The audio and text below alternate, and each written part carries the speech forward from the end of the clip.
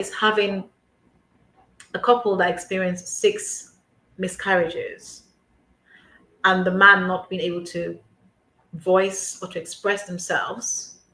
And the only way that they felt they were in control or had any control of what was happening was to walk away and not walk away, was to go away um, and have a vasectomy, right? Without their spouse agreement, you know. So when I say men deal with these things differently, they really do. Some will go to the extreme. I've mentioned in this show today, you know, substance misuse. I've mentioned focusing on work completely and trying not to return home when work finishes. They will take all the overtime available and not speak about what they're going through, what they're experiencing, the PTSD they feel, they experience, or think about the anxiety of, will this happen again? The same thought that women have. We have the same thought. Will this happen again? What if? All the what ifs that women experience, men do think about them too. You know, so we must start having these conversations. And the way to do that going forward is to really start to destigmatize male grief. Let's remove that, well, macho feeling, men don't have emotions. They do have emotions, they do have feelings. They feel every bit of pain that we will feel, especially for those who it has been their dream. You know, when something is a dream, no matter what happens, you're going to want that thing so badly. And when you lose it, or when you are in a position where you feel like it is in within your grasp, and then you lose it, it's even more painful. That situation, and this situation, I should say, really does apply to men. Because at the end of the day, we're both humans, okay? I know we're supposed to be from Venus and men are from Mars, but we're all humans first of all, and therefore we must be treated the same way. In 2020, research from the University of Leeds revealed that men often feel marginalized and excluded during and after a miscarriage, which leads to unresolved grief. You know, in some cases, long-term mental health disorders, that's real. How do you function when you cannot think straight? How do you function when you cannot begin to express yourself? When you bottle things up on the inside, you want to explode.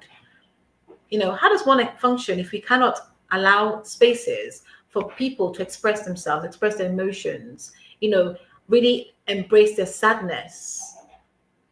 One of the things that research showed, that for men that express their sadness, they are deemed to be unmanly. That's just crazy to me. It's an actual study that shows this, right? Well, you're manly because you want to show that you care about your child. That's ridiculous. What are we doing? Right? We are all humans at the end of the day. And so, as I say this, for us to remove the stigma, we must begin to speak about these topics, normalize them, right? And if you're in a space where somebody has that view, please help me to challenge them, because if I was there, I would challenge them too. So, without hesitation, we must challenge these ideals and these views, because the real sad part of what I'm talking about are men not being able to express themselves. At the worst end of the spectrum is suicide, and that is so real. It is not a hearsay. It's so real. It is not our imagination. It is quite real. And so we must do all we can to avoid that from happening. It really is important. What do we need, or what needs to change? What needs to change is healthcare services in the way that they exclude men in their practice. We have to start including men in our practice. The reason why I pride myself on working with couples and focusing on the men is because it's so important. when I sit with with couples to look at a plan of moving forward after a miscarriage, the first thing is the grief.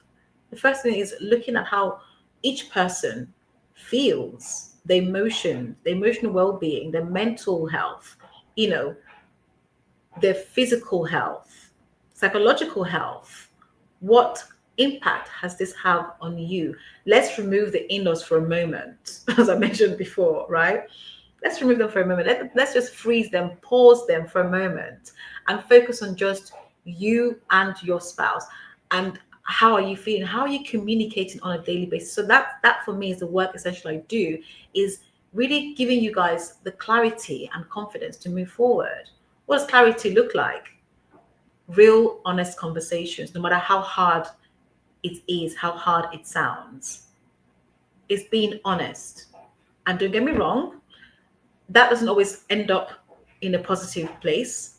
But what it seeks to do is it seeks to really bring about understanding of each other, where your minds are, what your expectations are, what you want to see happen next, how you want to move forward, how you want to progress. So that's really important. So we must, as healthcare practitioners, begin to support men in this, environment. We need to begin to correct our bedside manner. Really important. The next thing we need to think about is mental health screening for both parties. Because usually the woman is given a leaflet, oh, here you go, you're carrying the baby, you go and see a counselor. But what about the man? Right? There is no mental health screening for both parties after a miscarriage. This should be the basic standard of expectations from a patient to clinician perspective. Really important, because what that does is it brings about unity of the couples. It brings about going through a grieving process together and moving forward together. It also brings stability in a relationship, in a marriage. So the next thing is workplaces and them needing to recognize a man's grief and loss when it comes to miscarriage and baby loss. We need to see compassion, and I mean real compassion, not the compassion that you give because you want productivity out of your employee or your workforce, right? When I hear that, I literally roll my eyes. I roll my eyes because it's a load of nonsense as far as I'm concerned. So we must remember that we're human beings first. How would you like to be treated if that was you? Think about them. Put yourself in their shoes. How would you feel? What would you want to happen? If that was your sister, brother, father, whoever else, your niece, nephew, how would you want them to be treated? Right? And the next thing is society. Society must normalize male vulnerability, for crying out loud. Let's not make it difficult. Let's not make it, such a huge deal. It should be simplified. It must be simplified. Within the context of loss and grief, we have to start simplifying the idea and normalizing too the idea of male vulnerability. That should not cause a room or a place for a person to gasp, oh, my God, did you hear them? They mentioned their grief in public. How could they? What's the world come to a man allowed to talk and be emotional on live on TV or whatever it is? Those comments are not helpful. We have to start having the conversations about how we support men without it being a weakness, judgment free, because that's the true path of moving forward. That's the true path of men coming to terms with what they're experiencing, what they're going through. That's a true path of preventing things like suicide, which is real, a true path of preventing further mental health or severe mental health issues that results in medication, that results in men having to then be sectioned. So it's really important that we begin to have these conversations and normalize them. Annie, over to you. I know Joni was putting her hand up. I don't know where she's disappeared to, but for now, until she returns, over to you. Yes, Hi, welcome. Blanley. Good afternoon. Welcome. So, Curtis, Welcome. thank you very much. I love your comment. Jodie, I'm going to come to you in a second. So, so I think men need to understand, more men need to understand and know that they do matter. Just because we speak up on the matter doesn't mean that we don't care about Mm. our spouse. I'm feeling, I think that it's that guilt, Curtis. I agree with you. It's that if we dare to speak, we are trying to make ourselves look like the important ones. And But I believe, Annie, that's that the women need to allow the men to mm, express their grief in the mm. way that they see fit, right? Yeah, Because often what happens is we have women who are like, oh, but I'm the one who carried the child, and it's like, actually, mm, we both had the same dream. mm.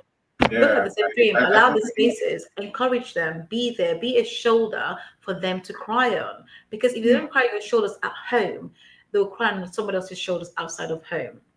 I think that, like you said earlier, we need to just involve men in the process. Full stop. I think that's where the gap is, right? In the Yes. pregnancy conversation, the man is no one thinks about the man. I've been through say three of them, and Hmm. never once was I spoken to. I say I didn't not even a hello. Until the baby was You don't born. exist. Not really. I was there, but I said, but no one spoke to me. Hmm. And then I said, but and I guess it's realizing what we have to process because all we can do is watch, confused, baffled. Yes. Yes. And so when it goes wrong, the inevitable happens. Which Yes. is suddenly you get a load of doctors appear out of nowhere. And now you know something's gone wrong. You haven't got a clue what's gone wrong. You don't know Exactly. why or how, right, or when. It's all of that. And we need to, say, me, Christiana. Those midwives. You You know, love them really. can't say nothing. You love Joni, come you to love them speak, please. really. You're welcome to speak, my Hi. friend. Go on, Joni. Hi.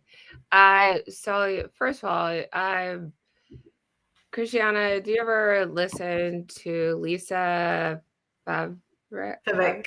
Favek? I do when I'm Oh yeah. available from time to time. Yes. It's just like another stage of life that Hmm. men really are not a part of, which is menopause.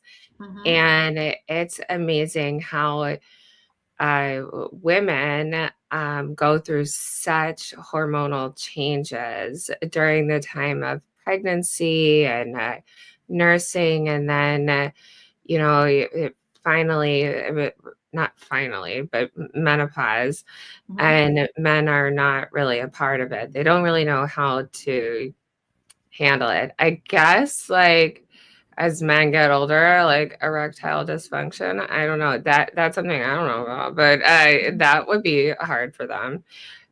So I really do And she think called like it. She called it old sperm earlier Old when sperm. you came in.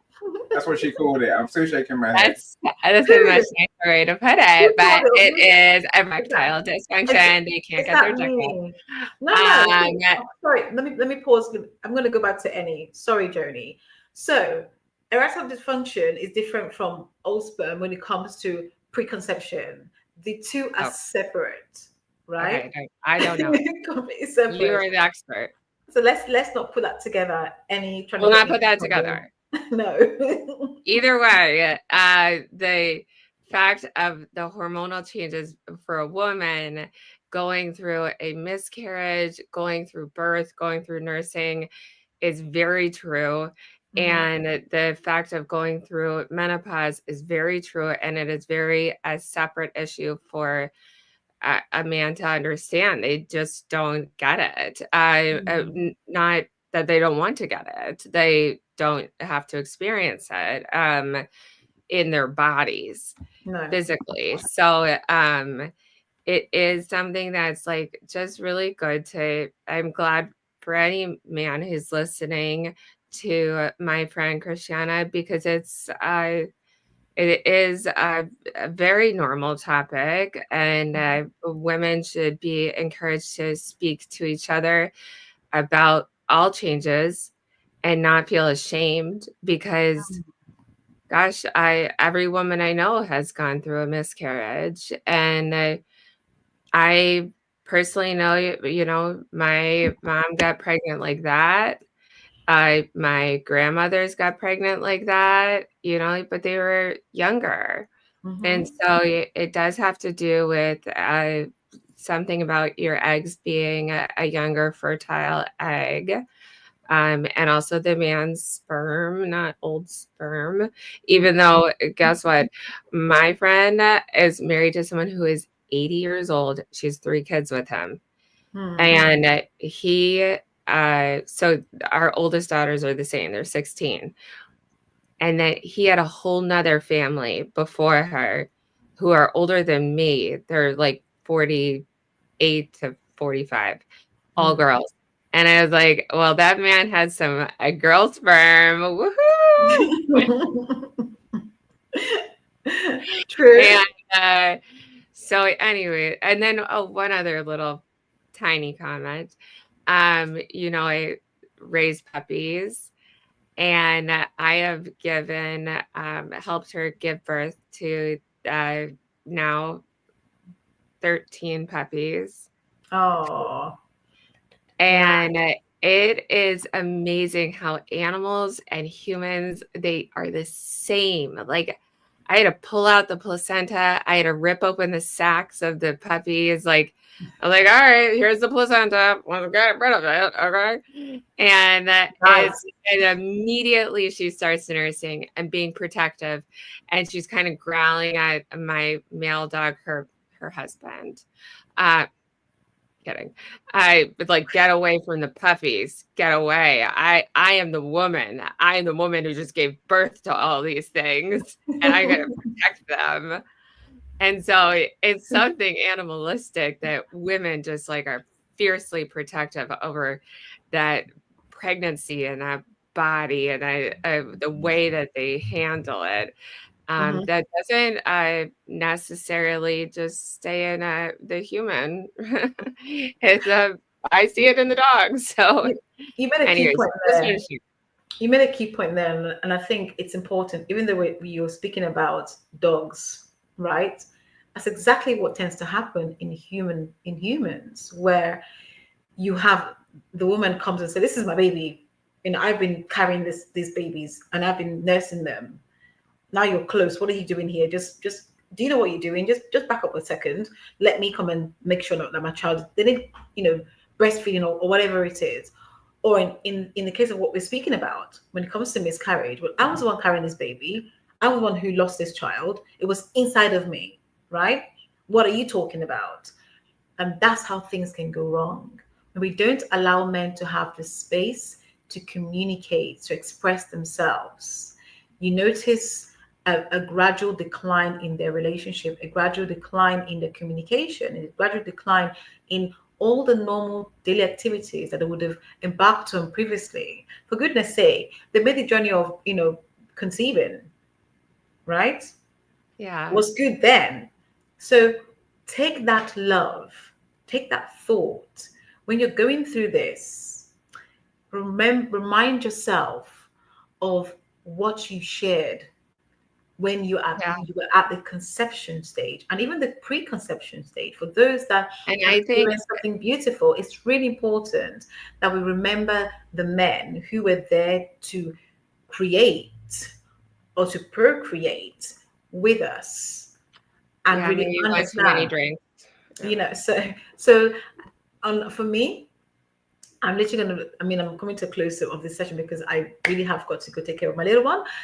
But that being said, I really believe that until we start to normalize men's vulnerability generally, and then we narrow it down specifically to miscarriage and baby loss, until we begin to normalize these things, we will still going to be living in the dark ages of stigmatizing men for having emotions as a human, for judging men for expressing themselves. And In the Christiana, only way they though, know how. men also, a lot of men, when you have a miscarriage, they expect you to bounce back and be like your fun self again. Mhm. And it takes time. And like, they don't know how to properly support you. Of course, like, they want to be there for you and stuff. But like, it's not their body that, you know, Mhm. this beating heart just came out of and didn't survive. Mhm. And so it's a different way of dealing with things. And I commend you for kind of bringing this topic up, because honestly, when I went through this, Thank it you. was like, oh yeah, you're back from the hospital getting the DNC. You want to make the chili for the kids? You know, you want to Mhm. watch a show? You know, like there's no tenderness and care. And that's definitely specific to, you know, my story. But Mhm. I do think guys want you to bounce back, get back on the horse, and like, you know, a little bit more so than any woman is ready for. And so that's not all men at all. And I do think, you know, normalizing the fact that you both have different ways of healing is a good thing. Absolutely. And I think that the biggest part of that, what you just said, makes it, and I've heard those stories. Believe me, I get to hear so many stories. I've heard the stories. And that's why it's so important that we embark on educating, because it's by educating, sincerely educating, being open to where it's a really small, awkward question. Nothing is trivial when it comes to this topic. When it comes to men asking questions, nothing is trivial. Nothing needs to be dismissed. You know, there's nothing like a stupid question, because how else are you going to learn? How will you begin to understand how to express and hold yourself before you're able to hold your spouse? When we get onto an aeroplane, the first thing we are told is put on your mask first, right? Before you put even your child, and imagine you have a child, a tiny person, you got to put your own mask first. You know how hard that is, right? When you're traveling, when you have a small one, let alone when you're dealing with adults. Put your mask on first. And what I'm saying is, men, through help and support and education, need to understand the process first, need to understand what's coming, need to have the opportunity, the space, and the grace to ask those questions that may seem very trivial and non-entity to others, but to them is the very thing that could save their lives.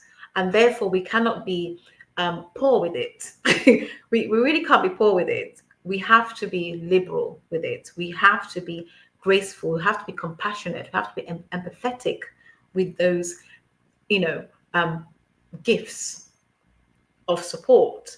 I think it's really important. So Yeah. I take your point on board, Joni. I understand that some men, that's because men don't understand how to be in situations like this. Not all men do. No, Research Christiana. shows it. 49% of men are stuck. Only 18% of them will ask for any kind of help because they're not sure how to, even Well, what to you know say. what? I'm telling you, this was not taught in seventh grade sex No, ed. no, No, no. It's no still one not talked taught. about miscarriage in seventh grade sex ed. So Listen, we are all learning it as adults, and we're like, exactly, "Ah, exactly. But this is my mission. My mission is to bring admission." this topic, miscarriage and baby loss, right? We need to bring it to the younger generation, to our younger men, to our younger women, to our boys and girls, because I spoke to a 14-year-old last year who experienced a miscarriage. She was 14 years old, right? She did not see this coming. She had already gotten her head around keeping the baby, despite everybody telling her, you're too young, have an abortion, get rid of the baby, just do away with it and focus on your education. She made her mind up to keep this child. And in the midst of the night, at about 2:30 a.m. in the morning, she was experiencing a miscarriage and didn't know what on earth was going on. It scared the life out of her. She was screaming her head off, right? Meanwhile, the guy who impregnated her wasn't around. But when that news came to light, seemingly face value, it looked like he didn't really care. Lo and behold, he was dying inside. And nobody really stopped to check in to say, hey, how are you doing? He was completely dismissed of the whole conversation, the face of it all, because her pain was more important than his pain. Those were the actual words uttered. Her pain was more important than his pain. And the reality is, no, it isn't. They're equally painful. Both matter. So it's really important that my thing is we have to put education out there at every level from the young people, because young people will go out and they will do things. They're humans. They will get pregnant, but then they never think about miscarriage, never think about a loss of a baby.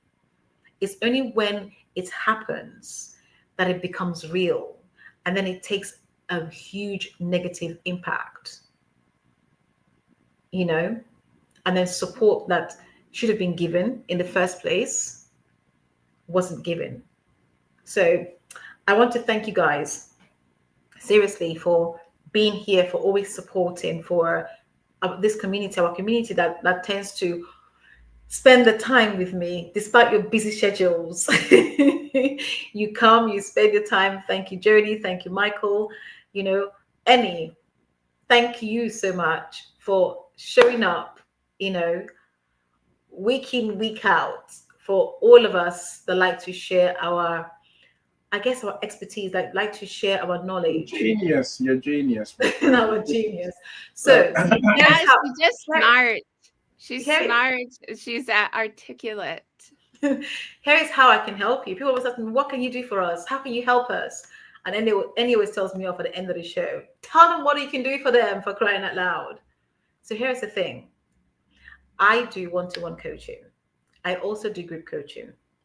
I also go into organizations and companies to educate their workforce on how to support those who are experiencing this trauma, and also on how to write policies that are effective, that will do wonders for your team, to really support and believe in you as a company, as an organization, as an employer, and want to work with you, you know, do come to and turn up to work and do the job that they've been tasked with doing with confidence, by the way. So here's how that looks like. That looks like me meeting with you, we having a call. So feel free. My name is Christiana T. Johnson on LinkedIn. You can book a call to have a conversation with me.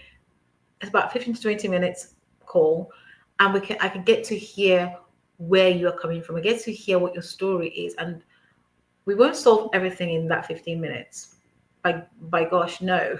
The purpose of the call is really to establish a connection, first of all, and then to really hear what you have been through and the ways that you and I can work and explore how I can help you to gain clarity and confidence on your journey, whether that journey is moving forward to get pregnant and have your baby. So for some people, it's a rainbow baby. For some, it's child 2, 3, or 4. So it's really important that I say this, you know, I want you to come up to that call with an open mind. There's no pressure. Everything that we discuss is confidential. So I take confidentiality really seriously, you know, definitely. With employers, I'm the one who rocks up to your organization, to your company, to deliver that half day, full day, number of days, depending on your particular need. If you check my recommendation, you will see that organizations that I've been very blessed to work with and to rock up with, you know, think I've done a good job. So I know I do a good job, but it's really important that you pick up that phone, or not phone, pick up that mouse or your phone and click, book yourself an appointment with me, and let's have a conversation of how I can really support you. Annie, over to you. Yeah, thank you, Christiana. Look, Curtis says rightly, great conversation. Thanks for Thank joining you, us, Curtis. Curtis. Thanks for joining us, everyone. Saying we've got in Thank there, of you. course. Saying, Sean says, "What's wrong with Jojo?" Sean, here's the problem. This woman has at least 4 different surnames. Yes, Problem. Joe is not the we're problem. The problem confused. is the surnames, and it No, also has I one am surname. Joni. Otherwise, they will never get known. They'll search for their I'm phones and never Joni. find I'm them. Joe. Joe or Joni is what people It call could me be as a Joe or pronoun. Joni and Elizabeth. Well, we need a surname anyway. But Yes, I we mean, do. my first name is Elizabeth. And it's Okay. weird because Okay. my mom and dad got in a fight, and then she got the first name, and he got to call me Joan. Right. So You see, it's Elizabeth look, Joan all right, Hargrave. listen. Okay, I think this There's this a lot. right It's now East Coast old school shit. you paint a picture. Look, I think that there's something. I think that there's a mindset, Christiana. I think There is. you might have to look at. You see, Mm-hmm. there is. I keep seeing. I don't know why. As you know, I keep seeing. Right. The Mm-hmm. only thing women want from a relationship is babies. That's all they want. The man doesn't even matter in their mind. As soon as the baby comes, you're out. I I know it's don't know not about true. that. I know No, it's it's not. not No, true. I can show you. I can show you many where I've seen it many times. And really, and In there, some cases, I that's think the truth, but not always. yes, right. I think, but that's a mindset that increasingly gets pushed. But Mm. well, we know it's not true, right? We know it's not true for sure. But Mm-hmm. I think that there's a point that you and Joni mentioned. I think this is a conversation I had yesterday. I think we need to learn how to truly be loving people. Like Mm-hmm. if the people, if him and her were loving people, like Mm. what Joni just said wouldn't happen. They'll find a way to come to agreement. We'll find a way Yes. to sort out our issues, right? And Mm-hmm. and people will actually give men a thought because Yes. it's the right thing to do. Mm-hmm. And knowing that it's to show some care towards the man does not mean showing less care towards the woman or Absolutely. anyone else.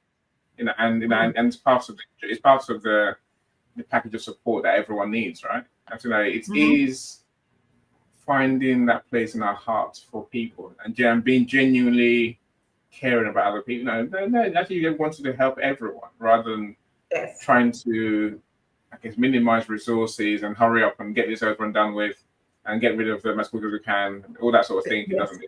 That's not from a place of love, right? I No. think we need to genuinely begin to think about each other Exactly. and be that person who really does care. I say that the professionals, they said those in the relationship, those in our families. I Exactly. say everyone needs to show more love and more care. If you two have been in my room last night, you know why I'm saying this now because this was banging on about this yesterday. When you Yes. two were there, my two best friends were not there. Imagine that. No I'm love, sorry. We love, were. no love. No, I'm But heartbroken. As it is. look, Look, Joni, he's about to sack us. thank you for another great show. Look, we're back here again in 2 weeks' time. Thank you, Rosemary. I I aim to be was back getting here. an ultrasound, Denny. An ultrasound. Okay. I was getting an ultrasound. So it all circles, big circle. All right. I get it. I get it. Rosemary, thank you for being here. Thank you. Thank you. Rosemary, Great. you are awesome as always. Do you know what? In fact, let me take the opportunity. I want to say a big thank you for those that reposted my post. And do you know something? From Rosemary to Michael, they're always great at reposting my posts. I really want to say thank you to them because it's not done enough. But thank you so much. I truly appreciate you guys having my back and appreciate you being here. Joni, Annie, you are a superstar as always. You just show up and we deliver, right? Every single time. I cannot fault you at all. I'm At coming all. your way. I'm coming your way next week. by the way. Oh, How yay. much do, you know, get that Yay. freezer, Thanks, Michael. that freezer, Christiana. That freezer. I was so tempted to go in and I'm dive coming in myself. I'm I coming was too. so I'll just be in the tempted. back seat. Seriously, I was You know, tempted to dip in that freezer myself. don't do it. Don't do I had to it. Don't hold do it. myself, and you're lucky. You know, as Michael said, Christiana, you are that person. Thank you so much. Thank you so much, Thank you, everyone. Michael. Thank you. Enjoy. I'm Right? sure, you know, we should be. Christiana, gosh, you're like exotic, I guess. Stop it. She has to throw things in. When I see you, I'm bringing my I won't say in public. I will just hold my tongue. That's trauma, right? I'm going to We're hand going. stitch We're going. exotic We're going. onto We a have to go. wall We have to go. poster. Bye, everyone. Bye, everyone. And smart and lovely. Joni. Bye. Bye, No. everyone. She's successful, both on media.com and celebrating with champagne or rum. She's successful, both on media.